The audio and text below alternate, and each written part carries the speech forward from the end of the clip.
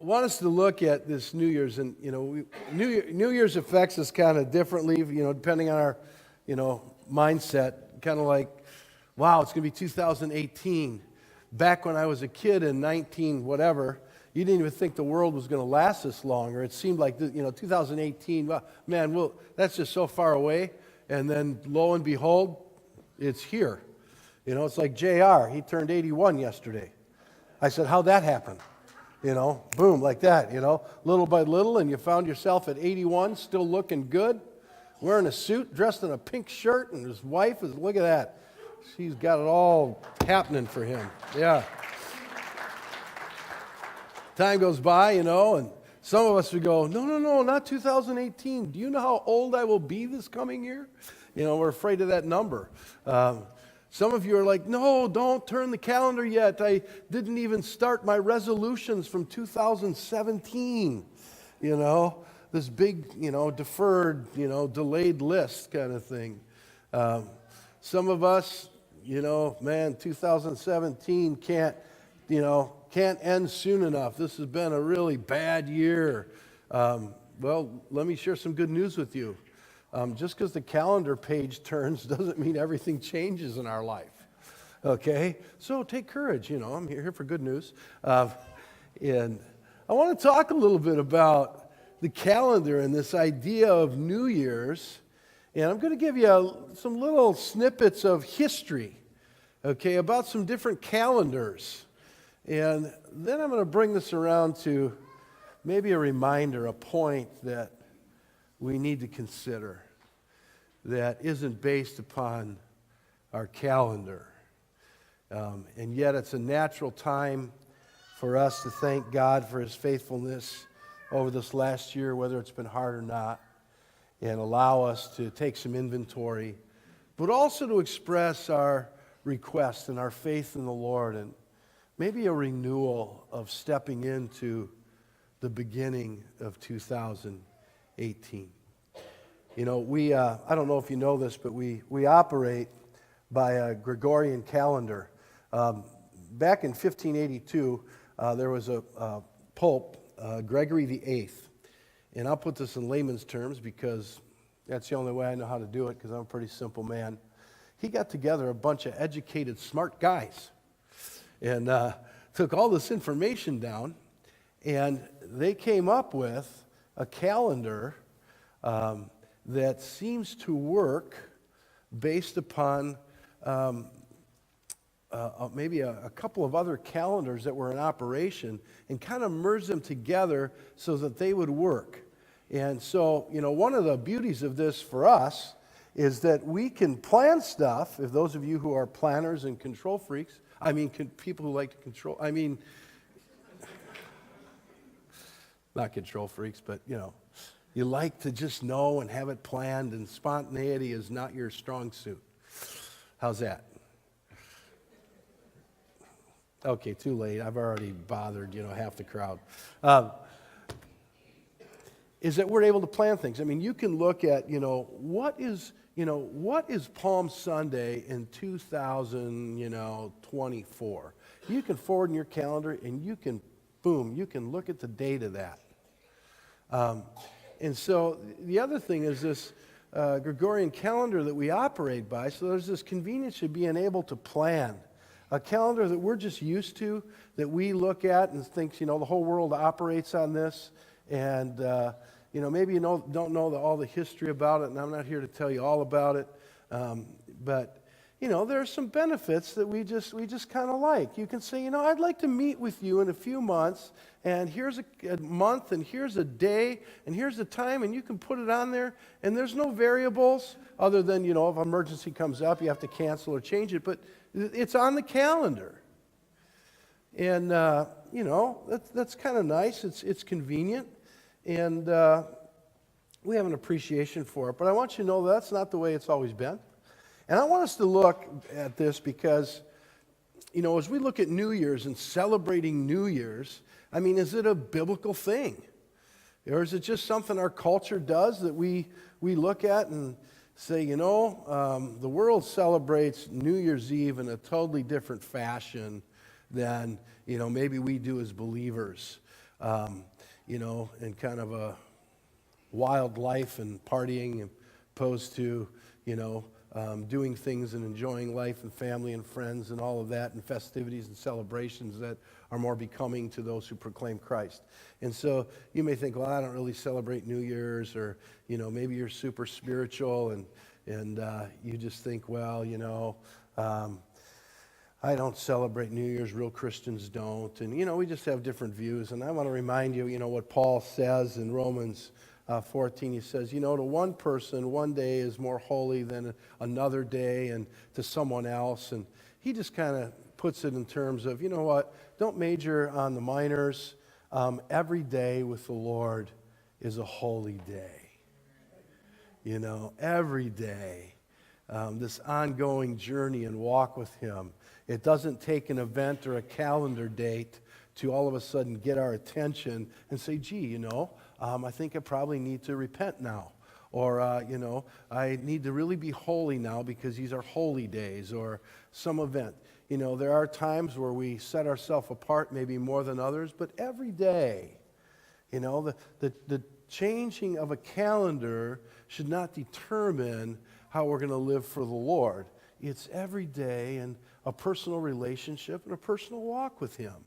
And so, I'm not trying to rob us of the joy of New Year's and celebrating it. I think there's a celebration that's appropriate, and inventory, as I mentioned, over the last year, and God's faithfulness, and expressing our hope, and a transition point on the calendar. It can kind of help us in the way of renewing something, saying, I'm going to change some things, and it's just a time to maybe look at that. But it wasn't always, you need to know January 1st has not always been New Year's Day. December 31st has not always been New Year's Eve. If we were to look back in biblical history, and you would find this mentioned in Exodus and Leviticus, I think, and Deuteronomy and some other places, the Lord would speak and He would share with His people, and out of this came this Jewish calendar, okay? And this Jewish calendar was related to two things, okay? And it's interesting that this Jewish calendar was related to the two things it was related to. They call it Abib, because understand that New Year's Day in the Jewish calendar is not January 1st. It's at the very end of March and the very beginning of April.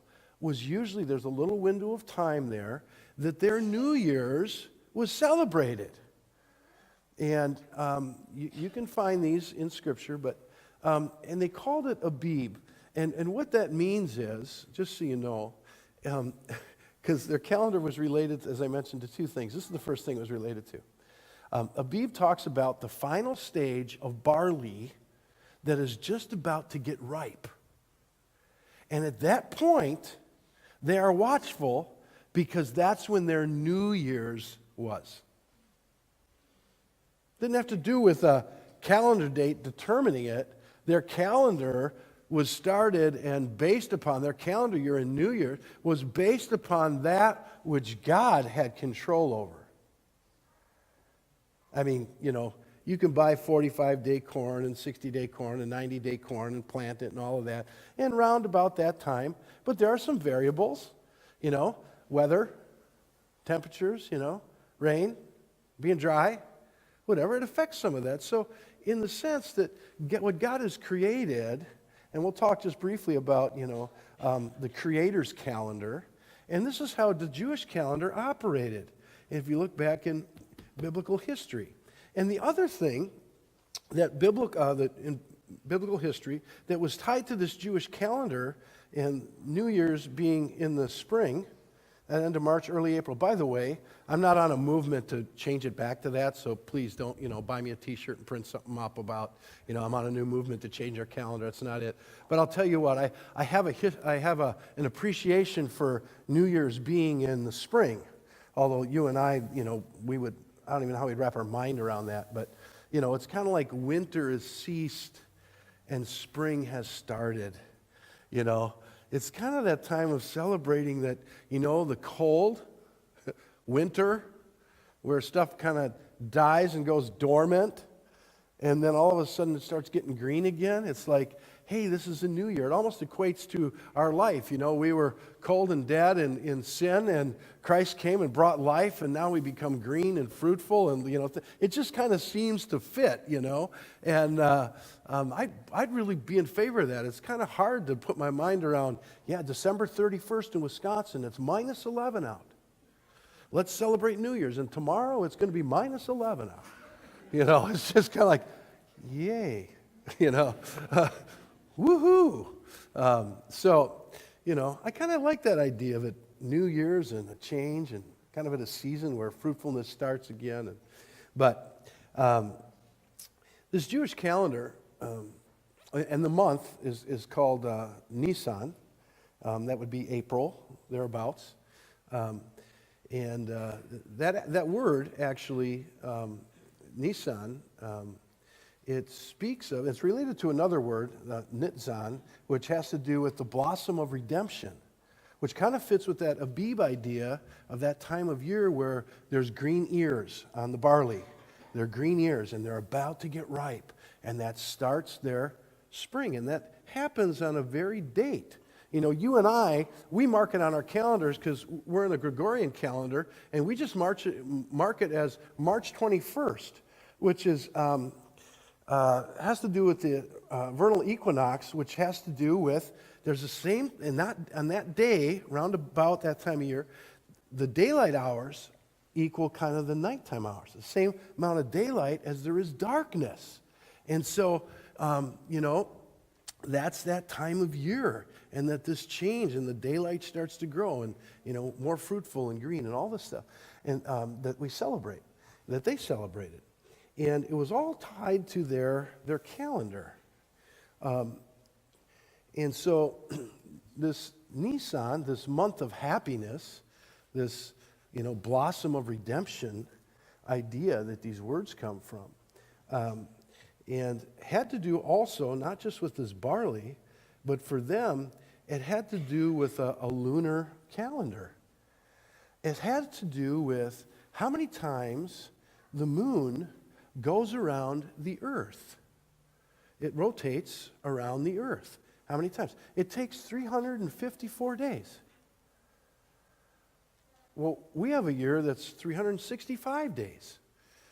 So when all of this was changing, they had to consider all these things. You know, because the solar, which the Gregorian calendar operates off the solar calendar, which is different. That has to do with how many times the earth rotates to go around the sun. That takes 365.24 days. You didn't know I was so smart, did you? Some of you are going, is he pulling our leg, or does he really know this stuff? Well, you have to look it up.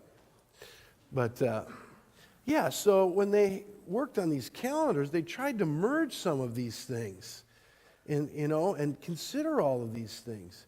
And so their New Year's was really in what we know as spring, or our fourth month of the year.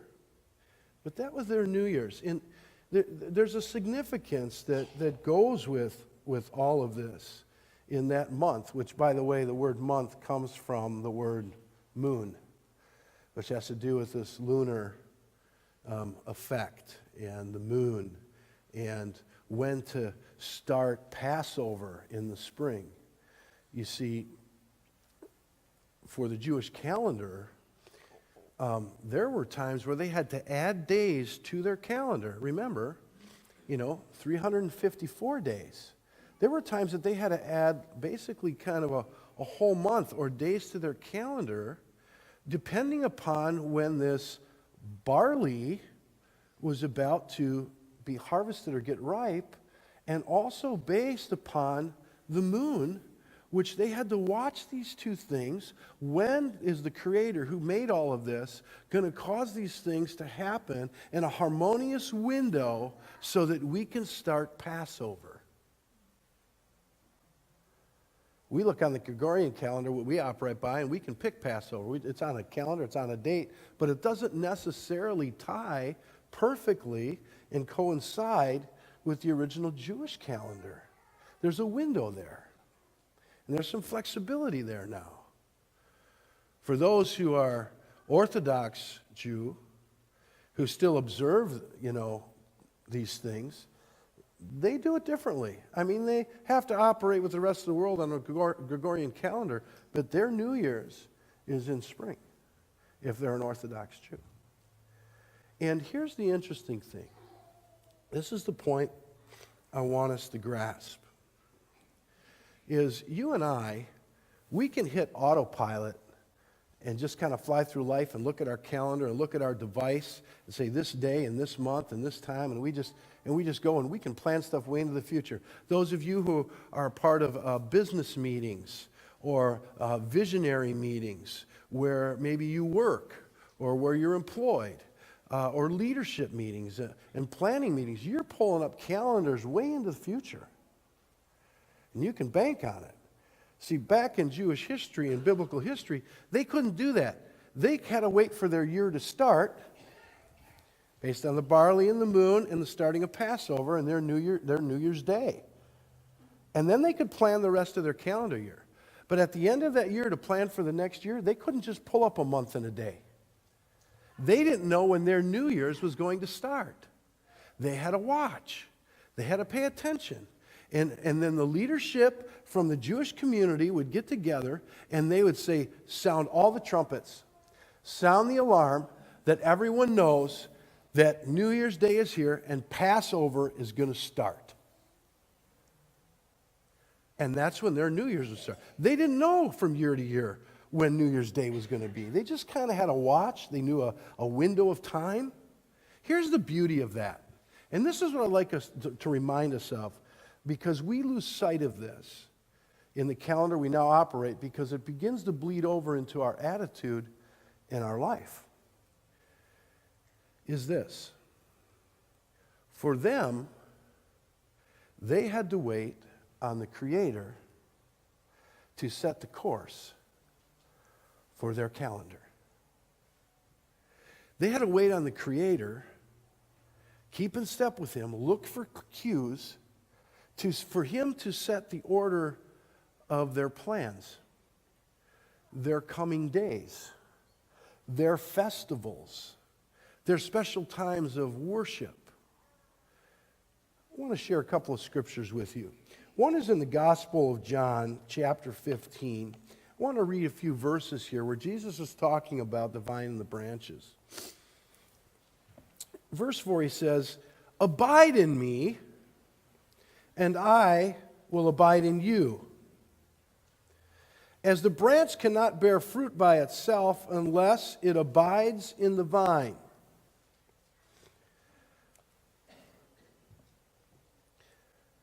neither can you unless you abide in me. I am the vine, you are the branches. Whoever abides in me and I in him, he it is that bears much fruit. For apart from me, you can do nothing. If anyone does not abide in me, he is thrown away like a branch and withers, and the branches are gathered and thrown into the fire and burned. If you abide in me and my words abide in you, ask whatever you wish and it will be done for you." This whole idea of regardless of what's going on or what we've planned, we're supposed to abide in him. He will abide in us. His words are supposed to abide in us, abide in me, okay? And out of that, there will be a fruitfulness. In other words, to abide in him, we have to pay attention to him. And we want to stay in him. Here's a verse that goes with it. In Galatians chapter 5, verse 25, it talks about those who live according to the Spirit must keep in step with the Spirit. Those who live by the Spirit must keep in step with the Spirit. Now, how do we do that? We have to pay attention and look at him, pay attention to him, get our cues from him, so that when he's moving and what he requires and what he directs, we keep in step with him. He is setting forth the direction of our life, who we're supposed to become, what we're supposed to be like, how we're supposed to live, how we're supposed to talk, the attitude we're supposed to have, regardless of circumstance, whether it's hard or difficult or if it's easy, it doesn't matter. He is setting the course for us. So when it comes to this calendar idea, In the Jewish calendar, they had to wait on the Creator's calendar to set the course for their life. As we come into this new year, rather than just looking at it as a calendar, maybe it's a time for us to think about this and say, I know the calendar is going to turn the page because I live on this Gregorian calendar. However, I want to set myself apart at the beginning of this year to say, Lord, I want to be reminded that you are going to set the course for my life. You set the calendar for my life. I don't mean that we can't plan meetings. I'm talking about the very nearness of keeping in step with His Spirit, that no matter what happens in our life, it's not going to upset the calendar, because I've committed myself, you've committed yourself to allow God to set the course for your life. Hard times come, He set the course for your life, and you will know how to conduct yourself because His Word abides in you. His Word abides in me. I make sure that I pay attention to Him, that I abide in Him. Time can come and go. Calendars, the pages can turn. Ups and downs can happen. But none of it should remove me from being in Him. Because we've committed ourselves to abide in Him, for His Word to abide in us, for us to keep in step with His Spirit, because we have committed that He will set the course for my life. Much like the Jewish biblical calendar, they had to wait on Him, pay attention to Him, and take cues, and all of a sudden, okay, here we go. He's setting the course for our year. I don't want to walk into this next year and say, okay, it's January 1, going to celebrate New Year's Day, going to have a nice meal, maybe have family, friends. I don't know. Is there football on that day? Are they watching? Is there football games? Somebody tell me. College. Okay. Well, they don't matter. So, no, I'm kidding. I'm joking with you. And is there like a parade or something too? New Year's Day parade or something? There is? Yeah? Okay. So, you may plan your day or whatever, and then it's like, well, then it's back to work and back to school and back to, and I appreciate those things. I mean, I've got a schedule, I got a calendar, but underneath all of that, I want the foundation to be that God is setting the course. We're waiting on Him. This isn't about just a turn of a calendar page, turning from last year to the new year. This is an attitude and a mentality and a conviction that now I want to pay attention to God's cues in my life because He's setting the course for this next year in me. I want us to be reminded on this New Year's of an ancient calendar and how people used to live. That this new calendar can rob us of, because we know when New Year's Day is. We know the calendar. We know all the dates and the festivals because we just put them on the calendar now. But back in the ancient times, they had to wait on God and watch for Him and what He created to give them cues of when He says the new year starts, and He would set the course of their life. So as you step into this new year, I don't want it to just be resolutions for you and I. Because as a believer, every day is resolutions. I don't have to wait for the end of this year and turn into the new year for me to say, okay, well, now it's time for me to make some changes. When I knew I needed some changes back in September or back in May. Well, I'll wait till the end of the year. Then I'll start my diet. See, now I know we defer some things going through the holidays, I had to work my way through all the desserts in my house. It's like, I should really, but, and not that I'm setting a New Year's resolution, I'm not. But, we defer some things.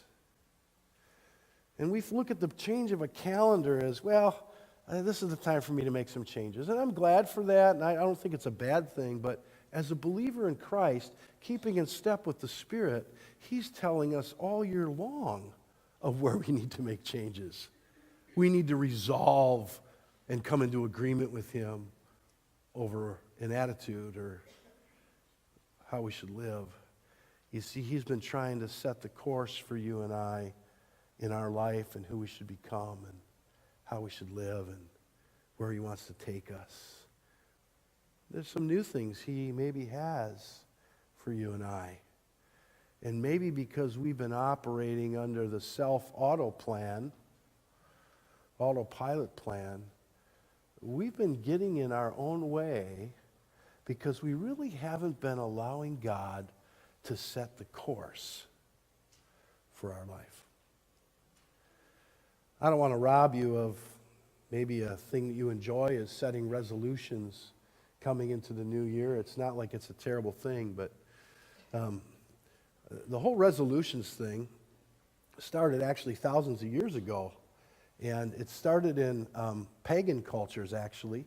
When they would come into a new year, they would make resolutions at the end of the year, coming into the new year, hoping that their God, little g, their gods, would be happy with their resolution and change, that they might find favor from their gods.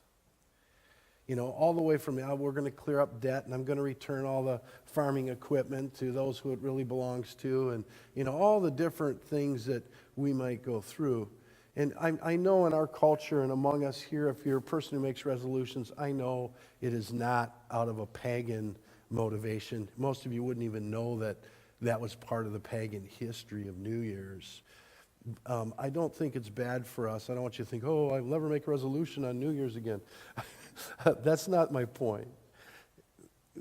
Hopefully, our resolutions happen all year long with change because we've made a commitment out of conviction that we want God to set the course for our life. We want God to set the course for our new year. So as we go to communion this morning, we're supposed to examine ourselves. Paul says, judge yourself, not other people. This is not a time to judge other people. This is a time to judge ourselves. Paul writes, it says, judge yourself. Basically, is there anything in my life that I need to ask forgiveness for, that I need to acknowledge to God that is in the way, that He brings to me, the Holy Spirit brings a conviction to me, an awareness to me, that, this has been in the way. Or you think this is acceptable, and it's not that it's terribly bad, but it's getting in the way, and it's kind of altering and hindering the course that God has set for you or your family. Well, now we have this opportunity at this new year, at this table of communion, to examine ourselves and say, God, I need a fresh commitment in my heart to allow you to set the course for my life. For you to set the calendar, the course for this next year, to the point that you will speak to me that I can choose to keep in step with your Spirit, that I can choose to abide in you regardless if this year is tough or easy or trials come and go. None of them will rob me from the commitment I'm making today for you to set the course, the Creator's calendar in my life.